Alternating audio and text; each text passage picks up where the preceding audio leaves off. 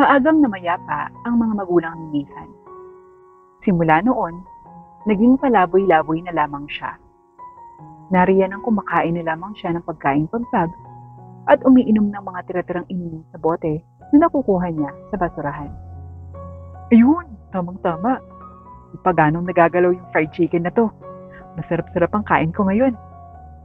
Saad naman ni Nathan sa kanyang sarili habang kumakain ng fried chicken.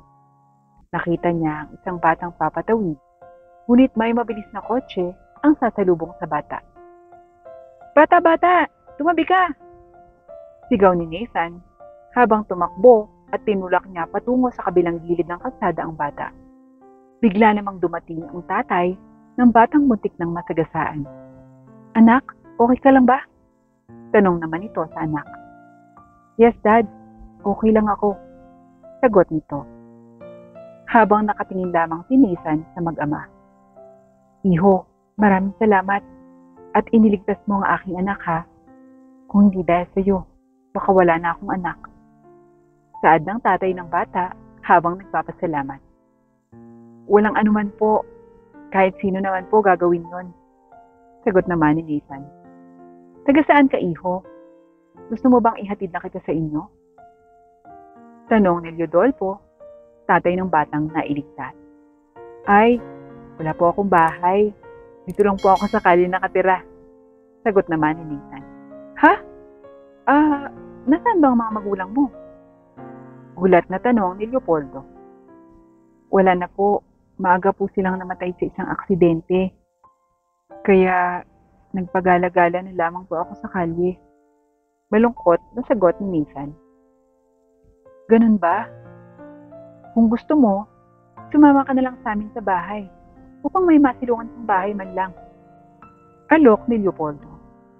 Oo nga, Daddy. Tamang-tama, wala po akong kaplay sa mga toys ko. Saad naman ni Rainiel, ang batang iniligtas. O ano, sasama ka ba? Ano nga palang pangalan mo? Tanong pa ni Leopoldo. Nathan po. Ako naman si Leopoldo. Tawagin mo na lang akong Tito Leo. Ito naman yung anak ko, si Rainiel. Pakilala nito. Tara, sumama ka na. Paanyaya ni Rainiel. Maraming salamat, Nathan, dahil iniligtas mo ang anak ko. Gusto kong ibalik sa iyo ang pabor. Pwede ko bang malaman kung anong mga pangarap mo? Tanong ni Leopoldo. Gusto ko po sana makapag-aral ulit, sir. Sagot ni Nathan. Walang problema. Halika, sumama ka na pa uwi sa bahay. Muling pagkumbinsi si Leopoldo. Kaagad namang pinasakay si Nathan ng mag-ama. Kahit pa madumi at mabaho si Nathan, ay tinanggap nila ito. Pagdating sa bahay ni Leopoldo at Rainiel, wow! Ang laki pala ng bahay niyo. Napakalawak ng laruan. Manghang-manghang sabi ni Nathan. Oo, malaki nga.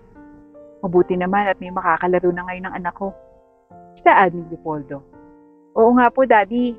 Salamat, Nathan kasi sumama ka sa amin ni Daddy. Saad naman ni Rainiel. Kapwa sila 14 na taong gulang. Ako nga dapat nagpapasalamat sa inyo ng Daddy mo. Ngayon lang ako nakapasok sa ganitong bahay at nakasakay pa sa aircon ng sasakyan. Saad naman ni Nathan. Masasanay ka rin, Nathan. Saad ni Leopoldo. Bumaba na sila ng sasakyan at agad na nagpahanda ng pagkain sa katulong. Manang, maghanda ka na ng pananghalian. Yung may fried chicken ha? Saad pa ni Leopoldo. Rainiel, samahan mo muna sa kwarto mo si Nathan.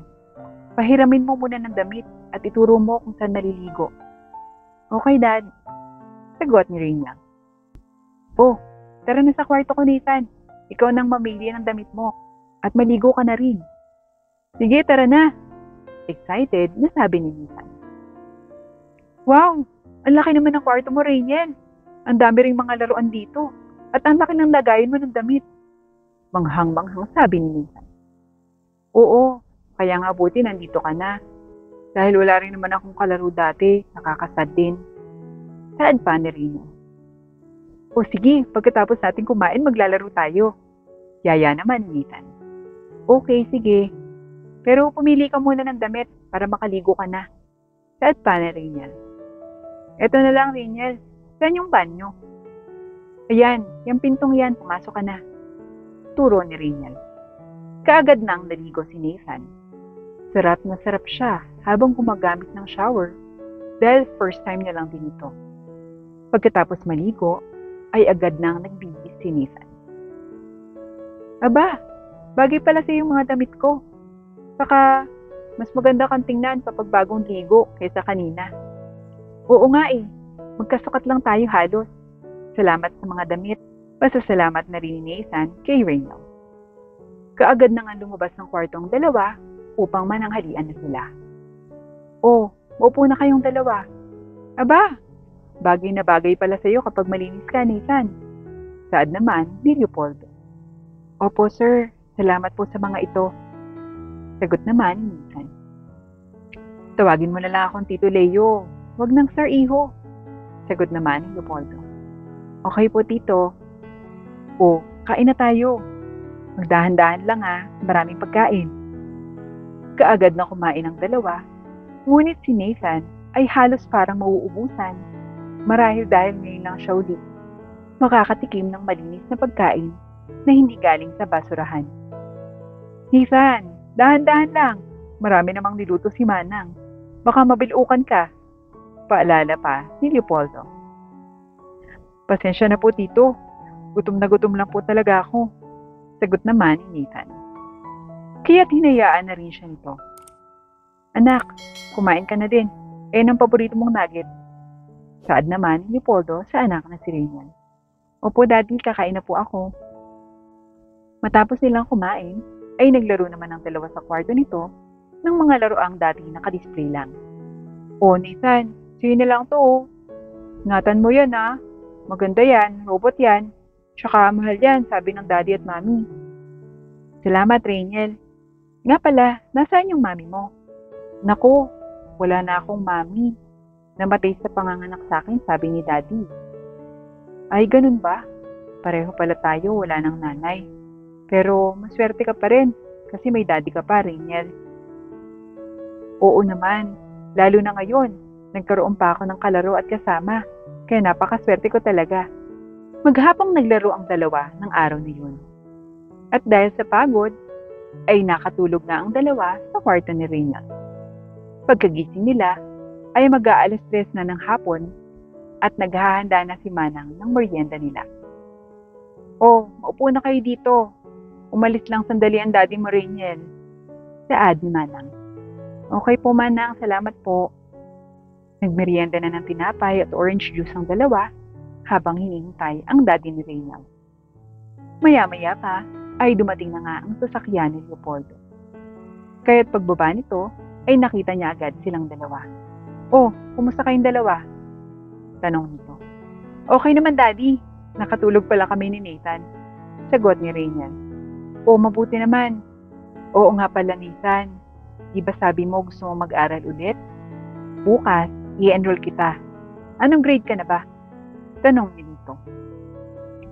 Natigil na po ako pagkatapos kong mag-grade 6. O sige, tamang-tama bukas i-enroll ko kayo sabay ni Reyniel. Ayan, may kasama na akong pumasok ng school. Tuwang-tuwang sabi ni Reyniel. Sir, dalawa po bang i-enroll nyo? Kailangan lang po ng card at birth certificate. Sabi ng registrar. Ma'am, okay lang po kaya kung ihabol ko na lang yung isang card at birth certificate? Kasi po isa lang po yung nadala ko. Tanong ni Leopoldo sa guro. Okay lang naman po yun, sir. But make sure po na maibigay din po agad bago matapos ang first grading. Opo, ma'am. Salamat po. Nathan, natatandaan mo ba kung saan school ka dati? Kukuha kasi tayo ng card mo. Pati na rin kopya ng birth certificate. Opo, Tito. Sa Tacloban Elementary School po. Okay, mabuti naman at natatandaan mo pa. Bukas ipapakuha ko na rin yung card at birth certificate mo para officially enrolled ka na talaga. Sagot naman ni Leopoldo. Tito, maraming salamat po. Hindi magkamayaw sa pasasalamat si Nathan. Mabilis na lumipas ang buwan at mga taon. At ngayon nga ay magtatapos na silang dalawa ng high school.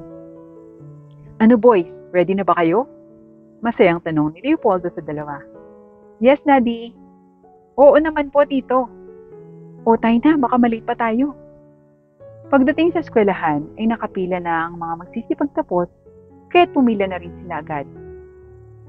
Akalain mo yun, Rainiel, magtatapos na tayo ngayon ng high school. Aba, sa susunod, college naman. Masayang sabi ni Nathan.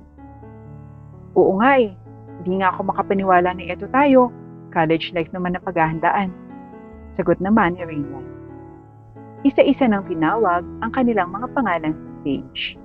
Masayang masaya si Nathan dahil dati ay isa lamang itong pangarap, ngunit ngayon ay magtatapos na siya ng high school. Matapos ang graduation ay kumain na lamang sa labas ng tatlo at umuwi pagkatapos. Tito Leo, salamat po sa tiwala. At ngayon po, college naman ang paghahandaan namin ni Rainiel.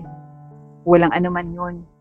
Parang anak na kita, kaya dapat mag-aaral pa kayo ng mabuti ni Rainiel. Pagpapaalala ni Leopoldo. Pagkatapos ng kanilang pag-uusap, ay umalis na itong si Leopoldo upang asikasuhin naman ang mga negosyo. Nathan, anong kurso pala yung kukunin mo? Tanong ni Rainiel. Ako? Gusto kong maging architect. Mahilig kasi akong magguhit at magdisenyo ng mga bahay. Aba, ako naman, gusto kong maging engineer katulad ni Daddy. Kaya tingnan mo tong bahay namin. Si Daddy ang nag-ayos nito lahat. Pagmamalaki ni Rainiel. Aba, ang galing naman. Parang parehas pala yung mga gusto natin. Sana mapagtagumpayin natin yan. Lumipas ang mga taon at nakapagtapos na nga ang dalawa ng mga kursong napili nila. Nakakuha na rin sila ng lisensya upang maging ganap na engineer at architect. Congratulations mga anak! Pagbati ni Leo sa dalawa. Dad, thank you for everything. Saad ni Rainiel. Tito Leo, ako po ang maraming dapat na pagpapasalamat sa inyo. Binihisan, pinakain, at pinag-aral niyo pa po ako. Kaya wala po ako dito kung di po dahil sa inyo. Maraming salamat po. Naiiyak na sabi ni Nathan. Nathan, anak, halika nga dito. Lahat ng meron ka ngayon, pinaghirapan mo yan.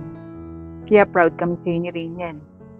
Dahil hindi mo sinayang lahat ng mga tiwala na ibinigay namin sa iyo. Sa ganitong paraan, nakabawi ka na rin. Dahil hindi mo sinayang ang pagkakataon at hindi mo rin pinabayaan ang pag-aaral mo. Saad pa ni Leopoldo. Nagyakapan ng tatlo habang nakatingin sa kawalan at nakangiti. Hindi naman nahirapan maghanap ng trabaho ang dalawa. Ang maganda pa rito, pareha silang tatanggap sa parehong kumpanya. Congrats sa atin, Rainiel! May trabaho na tayo! Oo nga, Nathan! Congrats sa atin!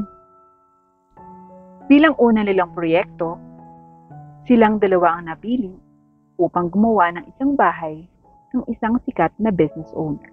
Hindi naman nila binigo ang business owner dahil makalipas lamang ang 6 na buwan. Wow! Wala akong masabi.